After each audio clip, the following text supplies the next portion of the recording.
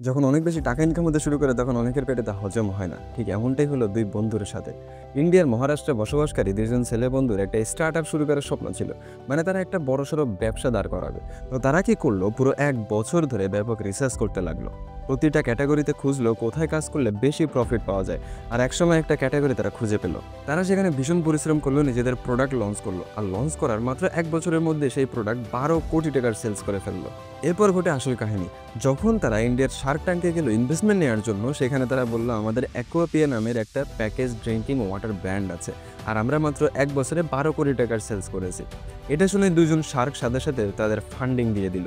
কিন্তু এখানেই এলো আসল টুইস্ট। একজন জাজ হঠাৎ জিজ্ঞেস করলো, তোমাদের বোতল তো একদম বিসলেরির কোম্পানির বোতলের মতো দেখাচ্ছে। দুই বন্ধু সঙ্গে সঙ্গে উত্তর দিল, হ্যাঁ, যখন আমরা রিটেলারদেরকে আমাদের বোতল দিই তখন তাদের বলে দিই বিসলেরি কোম্পানির মাঝখানে আমাদের বোতল রেখে দাও, কেউ যদি কাস্টমার এসে পানি চায় তাহলে আমাদের বোতল দিয়ে দিবে। এভাবেই আমাদের সেলস হয়। এই কথাটা ভাইরাল হয়ে যেতে এই বিসলেরি কোম্পানি তাদের বিরুদ্ধে মামলা করে দেয়, আর তাদের কোম্পানি পুরোপুরি বন্ধ হয়ে যায়। এজন্যই বলা হয় সবসময় নিজের গোপন জিনিস নিজের পেটের ভিতরেই হজম করে রাখতে হয়।